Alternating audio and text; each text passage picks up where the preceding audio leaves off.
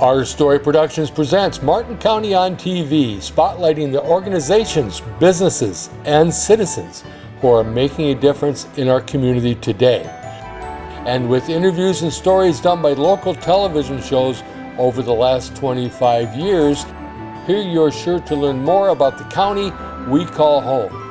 Get ready, for this is Martin County on TV. Hi, this is Jeff Rouse, executive producer of Our Story Productions. We're just getting ready to shoot some new shows of Martin County on TV. We haven't shot any for a while because of the coronavirus. We're glad to be back. Hope you enjoy the new shows. Some of the ones we're going to be showing in the near future will be from before the virus and some after. We hope you enjoy them all. The Pioneer Museum has been in existence since 1956 and reflects the history of Martin County. We are excited to share with you some of the highlights of what we have to offer. For more information, visit our website. All right, Lenny, are you ready for your procedure? On second thought, how long have you been a dentist? 1 day. Well, then you must know quite a bit about this equipment here, right? Well, I know some. well, tell me about what you have in your hand there, Oh, sure. and your left hand. Well, this is a foot-powered dental station. You see, I'm not going to earn my dental degree probably demonstrating this, but you power it with your foot. You need good eye-hand coordination to do that. Yeah, well, I did play baseball. And then the wire turns the crank here, and it powers the tool. And don't worry, I'm not going to demonstrate on you. But And so that is a drill then, kind of like what you might have today, only pretty historic. Right, yep. Today they use electricity. Back then they used foot power. I see, yeah.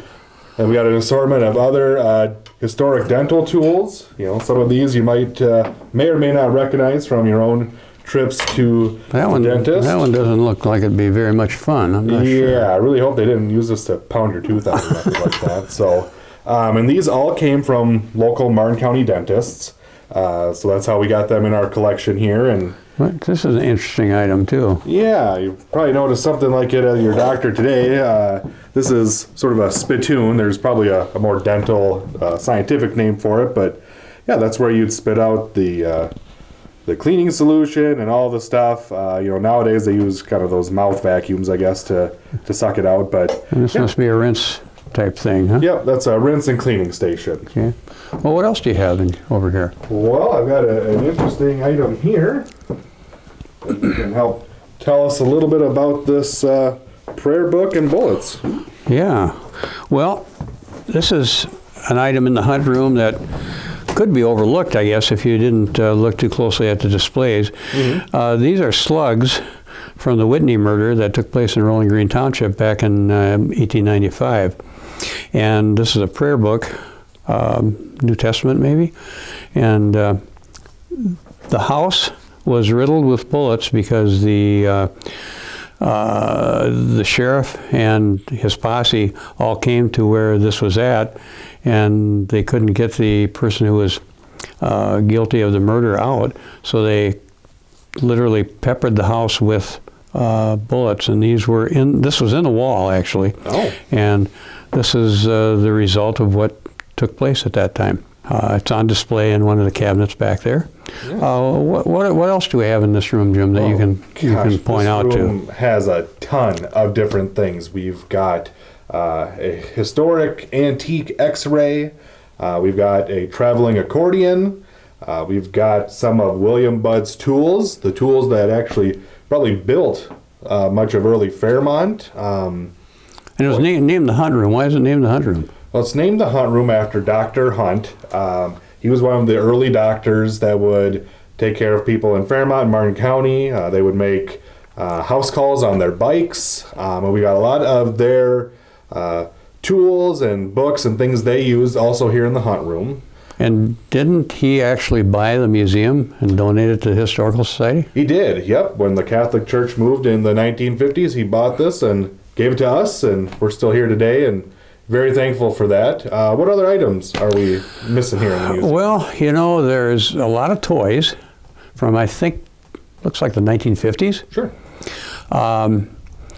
There are some cameras and something that probably people or kids today wouldn't know a lot about because they use computers, that would be the typewriters. Ah. We have a number of different typewriters. And there was a Miss Minnesota from 1955. Oh. And that was Marlis Reed, and we have a picture of her and her trophy, I believe. And wasn't there a famous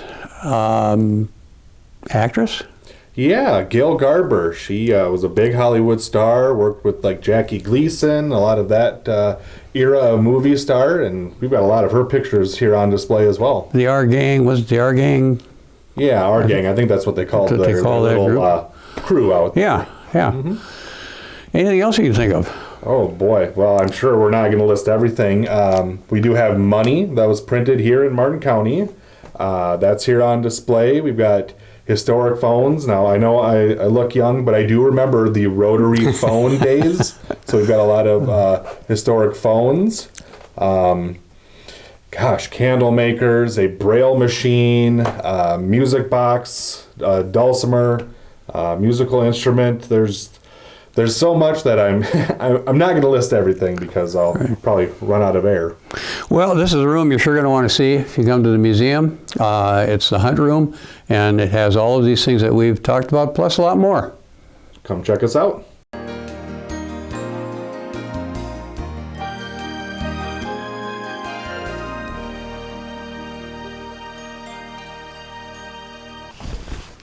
What do you need, Jim? Mr. Tweeden, can I get a drink of water? In the middle of filming? Sorry, I didn't think about it ahead of time. Go ahead. All right. Be careful, though. That's a historic item. I know. I'm not actually going to get a drink of water out of this one. This is an antique ceramic water cooler, and this comes from Silver Lake Township, just southwest of Fairmont. When was that used, do you think? Probably from around the turn of the century up through about the 1930s or so. And it functions basically how a lot of like sideline coolers work today. You pull the little pump that lets the water come through and out the spout, and you just lean down and drink away. And if you're looking for something a little more old school, we've got the old bucket and ladle system here. Did people share that? Yep. This would be one ladle per 20 students or so. Probably not good in a pandemic. I think these would be outlawed today. Boy. So what else are we missing in this room, Lenny? Well, you know, when students went to school, they didn't have a hot lunch program. So they brought their lunch in these lunch pails. Oh, sure. And they look a little different than the ones today, but, you know, they serve the purpose. And what else do you see, Jim? Well, there's a ton to see in this room. Right behind us here, we've got the Tom Mahoney football display. We've got junior high drums, a lot of homecoming buttons. One of the most popular items in the whole museum is our yearbook display. And if you're a sleuth, you can find MCHS staff in one of those books in there. Oh, that would be interesting. Yeah, I don't know that I want people to look at them, but you can find them. And what's back in the corner over there? It looks like a TV. Yeah, that's our 1983 IBM computer. Does it work? It does. It doesn't quite function like today's computers, but we can boot it up. And that's from the days of the black and green screen, not the full Technicolor like we've got today. Sure. There's some tile up there. Is that from one of the schools in Fairmont? Yeah, so those are the tiles that adorn the hallways of William Budd School. Oh, sure. Right up on the top, it says William Budd School. Shows a picture of it. Yeah, and we've got the cornerstone from that school. Those tiles, like I said, those were in the hallway. A lot of myself and my classmates, we remember walking down and looking at the different, the fish and the pirate and the butterflies, and just something that made the school day a little brighter. You know, for people that may be new to the community, where was that school located? What would be kind of a landmark where they could find where it was located? So that is where the Fairmont Municipal Water Plant is today. Okay. So yeah, if you drive by the water plant, that big hill, that's where the school would have been, and it was named after William Budd, and that's actually about the spot where William Budd had his first home as well. Sure. You know, as you look back in history of education, now in Fairmont we have how many schools? 2? High 3? school, elementary. Yep. Back in the early 1900s, late 1800s, there's a picture over there of a map. Sure. And Yep. what does that map show us? Well, I believe that shows us where all of the rural schools were at in Martin County. The one-room country schools. Right. Yep. The one-room country schools, and I don't remember, Lenny. How many schools did we have? There were over 100 of them. Jeez. Over 100 schools in Martin County, one-room country schools at that, back in the late 1800s, early 1900s. Oh, that's incredible. So, yeah, it's just amazing. Well, anything else that we're missing here in this room that people should look at? Well, there's just too much for us to even talk about. We're going to have people come and visit. This is a schoolroom, so be sure to stop and see everything that we talked about, plus a lot of the things that we didn't talk about. Absolutely. Come on by. Martin County on TV, Flashback. Welcome, Lenny. Well, thank you. It's good to be here. We're glad to have you here. As most of you know, Lenny is the executive director of the Martin County Historical Society, as well as our host of Our Story Out of the Past. And we have a very special show today. And Lenny, share with us a little bit about how this came about. Well, you know, Jeff, I'm always looking for people of interest from the community to interview. And I happen to be thinking about one very famous person that came from our county, Walter Mondale. Oh, sure. And he's a Ceylon native. He was Attorney General, a Senator, Vice President. He even ran for President in 1984. From Martin County. From Martin County. And I thought, well, I'll give it a shot. I sent him an email and asked if he would consider an interview, being that he was a Martin County native. And the next day I got an email back saying he'd be glad to do it. Wow. Did he give you any thing that he wanted to specifically talk about or not?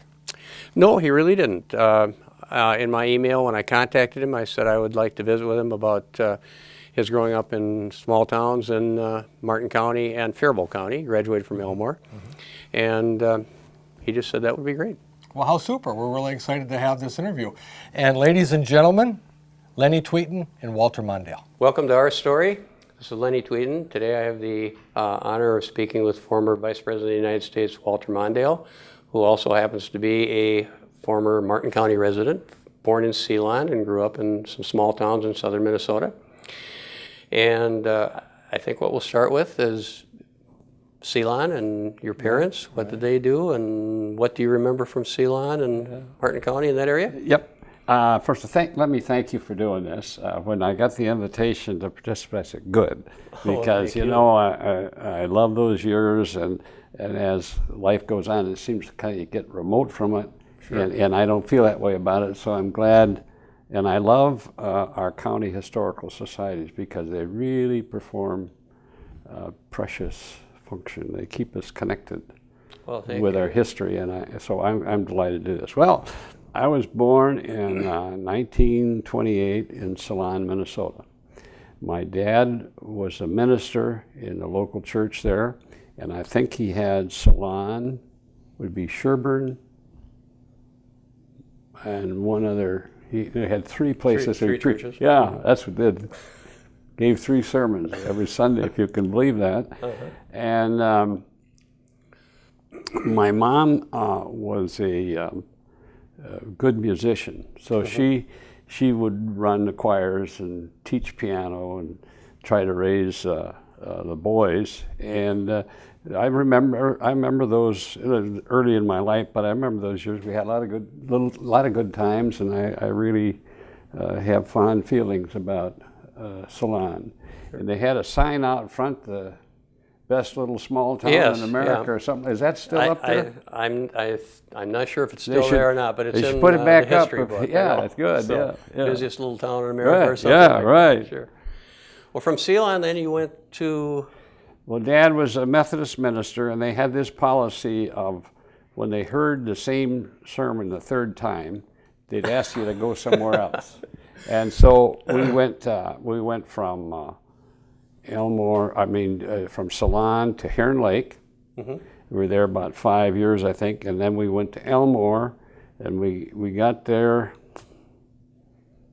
I'm going to say 1938. So we were there before the war began. Mm-hmm. And then Dad and Mom came to Fairmont in like 1946, and she basically, Dad had a stroke. She worked at the Hamlin Methodist Church there. Oh, okay. I mean, not Hamilton, Fairmont Methodist Fairmont Church. Methodist Church, sure. You know, I did take a look at your yearbook the year you graduated, Yep. and I saw that you were in a lot of activities. Yep. So, what can you tell us about some of those things? I mean, you played football. Yeah.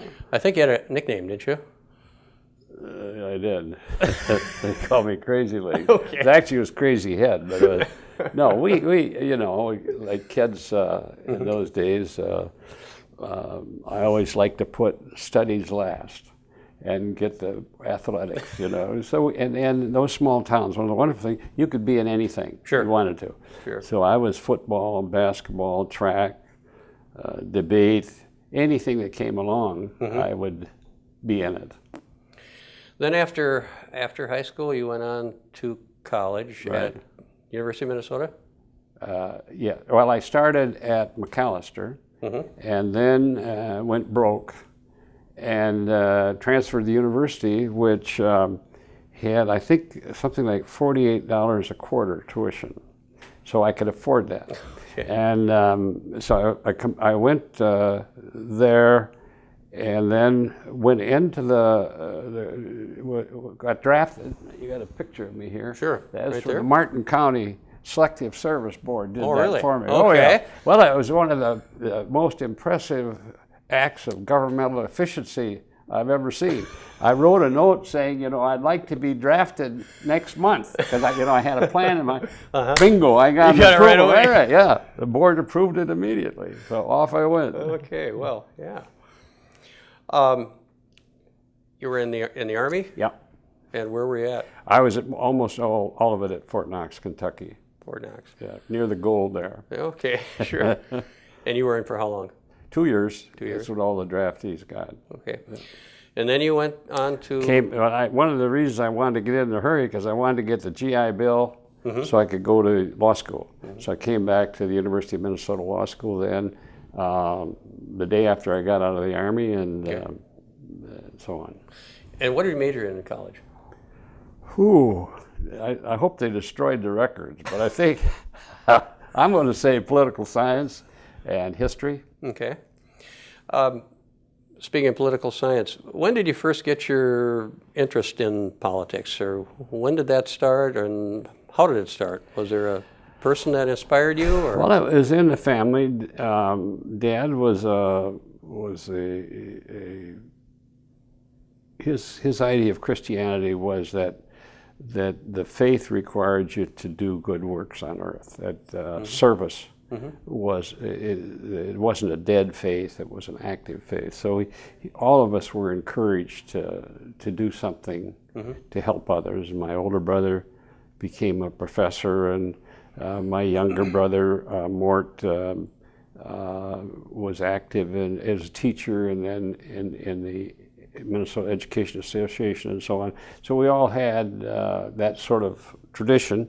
And then my brother Pete, who went to high school in, I think, Fairmont. I don't know if he completed there, but he went there. He went to McAllister, and they had a young professor there named Hubert Humphrey. And so he said, "Boy, you gotta see this guy. He's hot."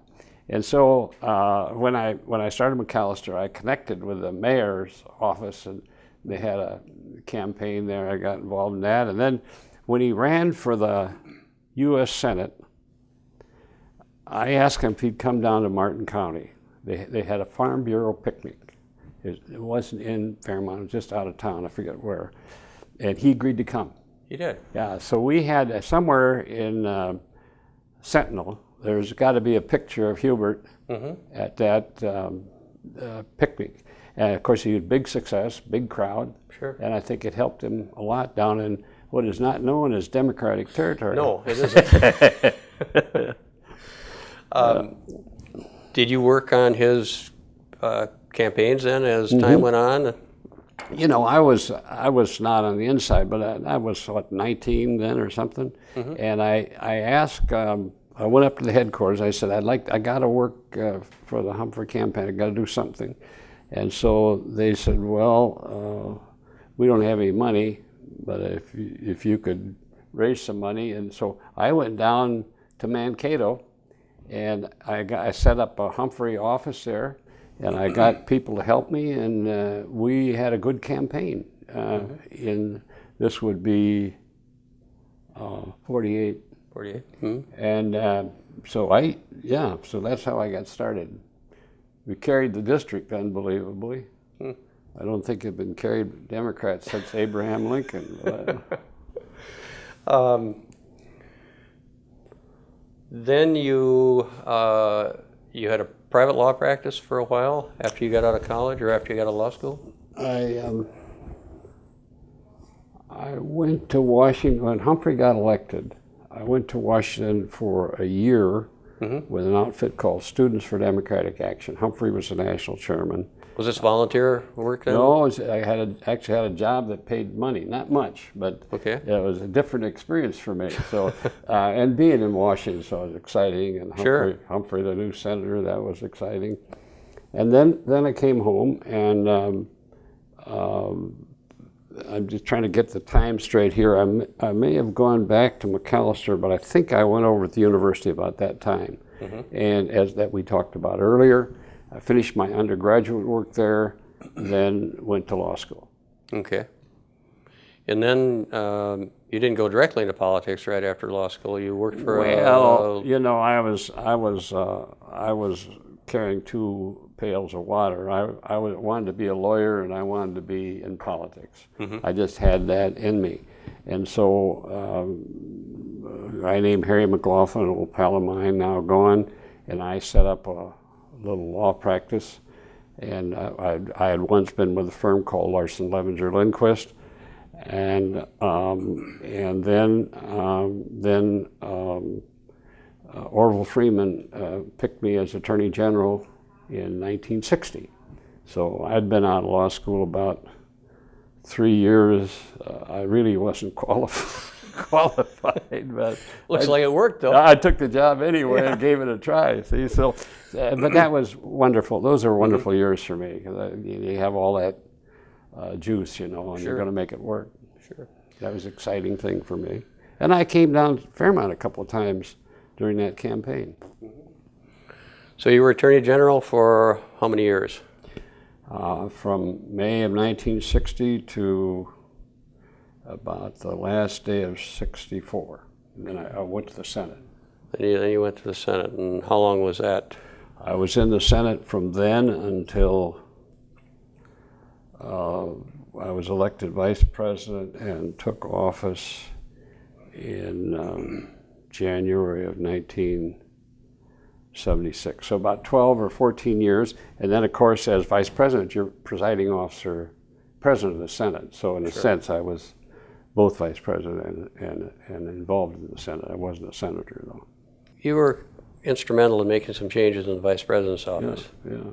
Can you tell us about that? Well, it was a big change, it turns out. Carter and I talked about this before we got together. And I told him, I said, I really like the Senate. And I bet I could do more good for you there than I can as vice president. I'm not interested in a ceremonial office. I had, don't forget, Humphrey had been vice president. Right. And I went to, and it wasn't a happy thing always for Hubert. So I went to see him and I said, what do you recommend? You know this stuff. He said, I think you should do it if you're asked. He said, because it'll broaden you. You learn more about the country and the world. And he said, you can do more in 2 days in the White House than you can here in 2 years. So I took his advice, and I talked to Carter about making it a meaningful office. I said, and Carter said, I've thought about this. I think you should be in the White House, not like the others were, standby equipment. So they actually, prior to that, they weren't even in the White House? No. They were over, they had a fancy office over in the executive office building, but they had nothing to do.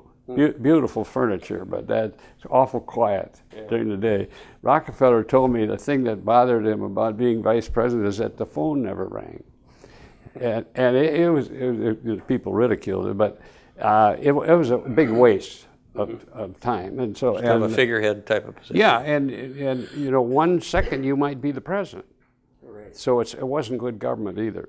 So Carter did what we now call executivize the vice president, brought him into the White House, made him part of the president's duties. I saw the same information, secret and otherwise, that he did. I talked to the same advisors. I was invited to every meeting in the Oval Office. I could decide not to go, but he told me, every meeting I have, you're invited to. And nothing like that had ever happened before. And I think most people felt good about that change. And and I was able to, and I think so, since then, every presidential, vice presidential structure has been patterned on what Carter and I did. Okay. You still keep in contact with Jimmy Carter? Oh, yes. That's another first. Usually, president and vice president don't talk to each other again. We do. There are some that don't get along too well, I understand. No. So, okay. They say a vice president every day reminds his president of his mortality. Well, thinking of your career in politics at all these different levels, you're from small town Minnesota, small town America. Has that influenced you in many ways, or how has that influenced you? Well, I think it had a lot to do with how I think and what I believe, and my values, and I think what we'd call common sense that you learn, and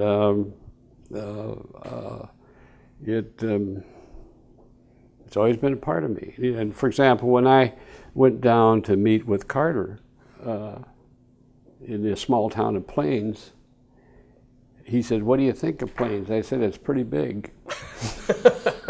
I told him about Ceylon, Elma, and I think the fact we're both small town kids. Right. Came up with a religious background, a little different, but we understood each other. There was something about that made it comfortable, and we stuck together for 4 tough years. Yeah. So that had a big effect on me. In which position do you think you were able to accomplish the most? Well, I loved them all. I loved being Attorney General, and I changed that office from what had been kind of a passive legal opinion office into what I call public protection. And that has changed. Since then, most attorneys generals have seen that as part of their job, and I think that's good. The Senate, I was involved in a lot of issues. We'll go through them today. I felt like I was getting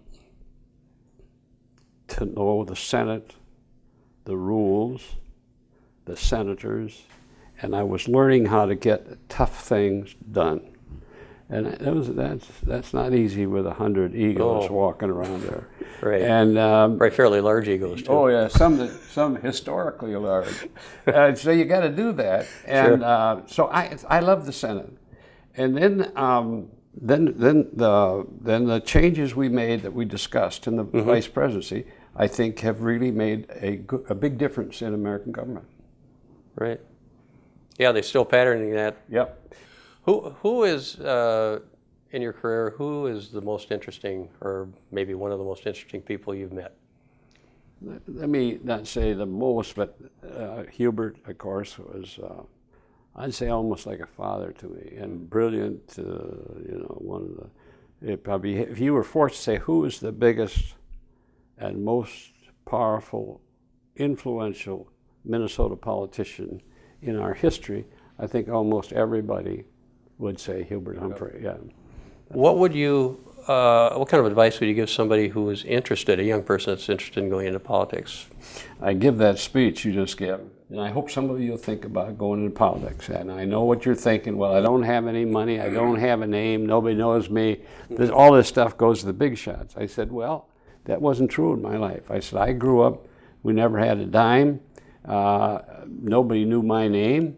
But I believed in things, and I went in. First thing you know, I said that can happen to you. And I try to encourage young people. I'm not talking about politics. What kind of politics? But to try to get involved and make the world and the country better. Yep. Okay. Well, you know, I bet you've had a lot of interviews over your career. Yeah. What are some of the... This is one of the better ones. I was just going to say, what's one of the better ones you've had, with the exception of this one? Yeah. Or some of the more interesting ones? Or, you know, just anything about any that you can think back at? Well, you know, when I was running for president, the interviews could really be rough. You know, you get into you see it now Sure. in the campaign. Yeah. Once you get down into the clutches of a primary with some strong opponents, and rocks are being thrown all over, the press gets into the middle of that and tries to make something out of it, which a good journalist should do, and that's those are sometimes long interviews for me. This is very pleasant. Good, appreciate it.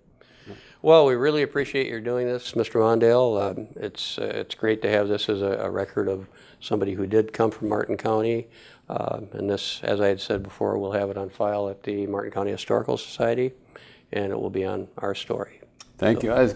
We had these pictures. Yes. That I was going to talk about. I don't want you to think I went and made pictures of myself, because I didn't. These were part of an assemblage of pictures put together by the U.S. Senate historian for a leadership conference that I participated in. And which one is you here now? Two of them are from Martin County. This is when I was drafted. That's you could see why the Koreans were afraid of us. and this is me and my brother Pete. Okay. And You're on the right? I'm the little guy there. Okay. Pete's older, yeah. Right there somewhere in Ceylon. It's in Ceylon. Okay. Yeah. All right, well, good. Well, thank you very much. Thank Any closing comments or Well, anything? I thank you for this. I really enjoy it. Okay, well, thank you. This is Walter Mondale for Our Story, Minnesota.